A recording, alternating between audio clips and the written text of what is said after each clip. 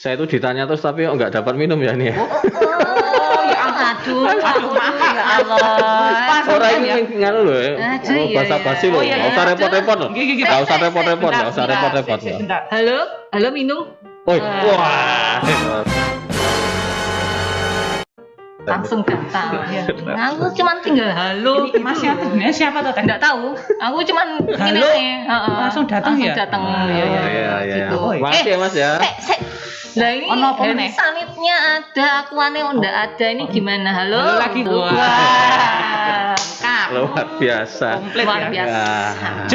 Terus jawabannya saya ya. Oke, iya. Yang penting jawaban Pak. Jawabannya. Iya. Ditunggu pemirsa ini. Iya, yang menarik bahwa ketika dilaksanakan pemungutan suara itu masih dalam suasana pandemi. Namun setelah pemungutan dan penghitungan suara itu, kita bisa lihat bahwa ternyata pemilih yang terdaftar dalam daftar pemilih itu yang datang itu tinggi antusiasmenya kalau iya luar biasa. Jadi kalau di DIY di 3 kabupaten itu total kan 78,8% ya tingkat partisipasinya ya. 78,8%. Iya, ini kan ada kenaikan. Bahkan misalnya di Gunung Kidul ada kenaikan dari pemilu kada sebelumnya di tahun 2015 itu 10% naiknya. Dari banyak ya 10% jadi, ya. Ini yang menarik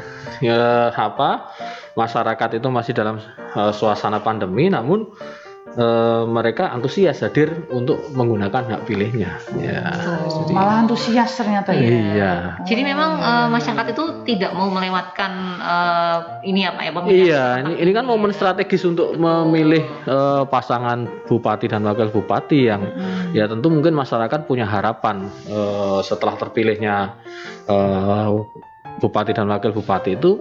Harapannya kan kemudian bisa saeko kapti gitu ya, bekerja bersama-sama untuk apa tadi? Pak ulang lagi Pak. saeko kapti ya. Yang artinya adalah ya nyengkuyung bareng gitu. Iya. Bekerja keras bersama-sama itu ya. Kita butuh translation gitu. Untuk membawa masyarakat ini lebih baik dan khususnya ini di masa pandemi ini bisa segera recovery dan sebagainya. Jadi harapannya masyarakat itu tinggi. Saya kira ada harapan yang tinggi dari masyarakat di wilayah DIY ini untuk kemudian menggunakan hak pilihnya datang ke TPS pada saat pemungutan suara 2020 kemarin.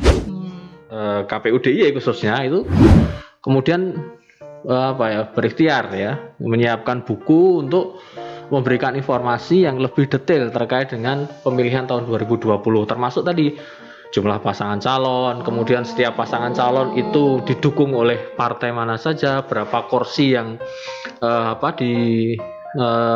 di DPRD ya diperoleh untuk mendukung itu sudah kita siapkan semuanya. Misalnya kalau di Sleman ada 3 pasangan calon, di Bantul ada 2 pasangan calon, di Gunung Kidul 4 misalnya, itu secara rinci secara detail ada di buku yang sudah disiapkan oleh KPU DIY gitu kan. Jadi sudah ada bukunya. Ya sudah, kita mau buku. Enggak perlu nyatet dirimu. Oh iya, nanti pas aku tadi udah mau aku udah tahu, mesti kamu udah mau nyatet-nyatet udah mau tak ambil. Kamu dikasih petunjuk ke jalan yang benar. Ternyata ya. Ada bukunya.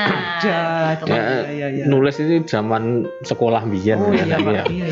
Iya Pak. Siap. Siap. Jadi KPU DIY itu udah nyiapin bukunya gitu ya, buku untuk data-data yang sudah tersedia gitu Pak ya. Oke, kalau boleh tahu Pak, nama judul bukunya apa sih Pak? Iya, bukunya itu pemilihan tahun 2020 dalam angka ya. Kenapa dalam angka?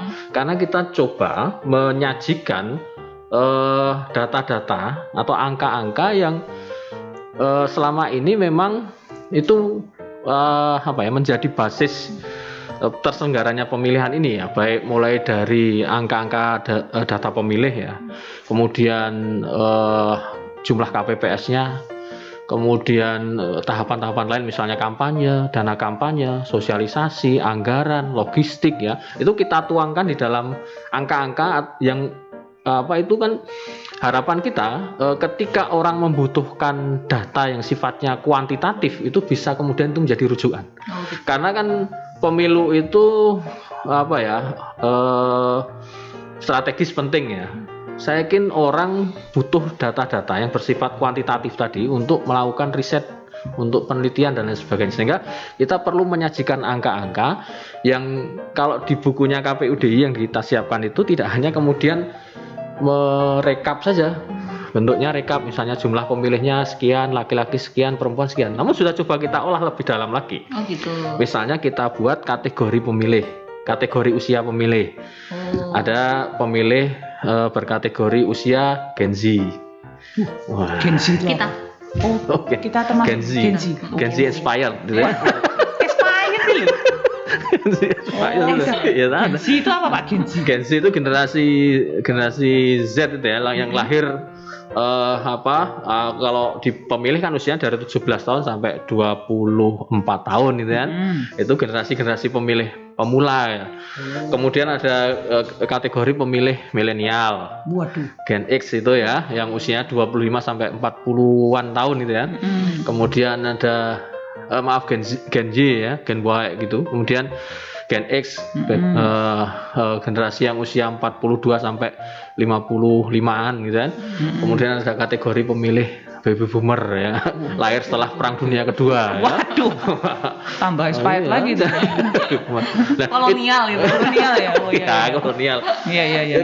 Kita coba kategorisasikan pemilih itu, sehingga orang tidak hanya kemudian melihat ini loh jumlah pemilih kita, laki-laki sekian, perempuan sekian, jumlah sekian. Tapi coba kita petakan, karena dengan data yang lebih detail, data-data kuantitatif yang lebih detail, orang bisa membuat sebuah pemetaan dan bisa membuat ikhtisar atau apa ya, atau mungkin bahkan memancing untuk melakukan riset gitu ya. Ya, jadi ternyata generasi Z itu, generasi pemilih pemula itu ternyata besar. Kalau totalnya kurang lebih 14% se-DIY kemarin itu. Besar juga ya. 14% ya. 14% itu kalau calonnya misalnya selisihnya sedikit, itu sangat berpengaruh. 14% itu. Jadi itu yang coba kita sajikan di dalam buku, termasuk misalnya KPPS-nya. KPPS tidak hanya serta-merta ini loh jumlah KPPS kita sekian puluh ribu misalnya, laki-lakinya sekian, perempuan sekian, tapi coba kita petakan KPPS kita itu dari sisi background pendidikannya itu apa saja dan berapa saja misalnya. Jadi bisa tahu nanti yang KPPS kita, ya petugas kita di TPS ya, KPPS itu usia sekian, yang sekolah SLTA sekian, yang lulusan S1 sekian, yang lulusan S2 sekian, yang lulusan SMP sampai SD sekian. Itu kita bisa sajikan itu ya. Jadi harapan kita itu menjadi informasi yang lebih detail dan lebih mendalam ya, dan bisa memberikan gambaran betapa data itu menjadi sesuatu yang penting untuk kita olah dan kita sajikan, termasuk jadi itu rigid, jelas, detail gitu ya. Jadi sebenarnya semua informasi yang dibutuhkan oleh masyarakat luas dan awam gitu ya, kayak kita berdua ini kan, sosialita KW3 gitu yang kadang kudet gitu kan. Betul. Dengan adanya buku ini nih kita bisa dapat banyak informasi gitu kan. Ada ya Pak semua ya. Berarti ya di situ ya. Ada, ya kita sajikan semua tahapan itu. Oh, semua tahapan. Jadi mulai dari kampanye, terus ada anggaran kampanye juga gitu ya. Gitu. Kalau ngomong-ngomong anggaran kampanye Pak, besar nggak sih kemarin masing-masing calon itu ngabisin biayanya itu Pak? Iya, nanti bisa dilihat ya di buku itu. Kalau saya sampaikan di sini kan tidak menarik nih. Orang kemudian sudah tahu. Biar nanti biar dilihat angkanya itu. Tapi yang jelas begini, di dana kampanye itu kita bisa melihat nanti untuk kampanye dalam bentuk tatap muka itu menghabiskan berapa. Itu ada di situ. Itu ada di buku. Iya. Kemudian kampanye paslon itu menghabiskan berapa untuk pembuatan alat peraga kampanye ya. Alat peraga kampanye itu baliho, spanduk dan lain sebagainya itu ada di situ ya.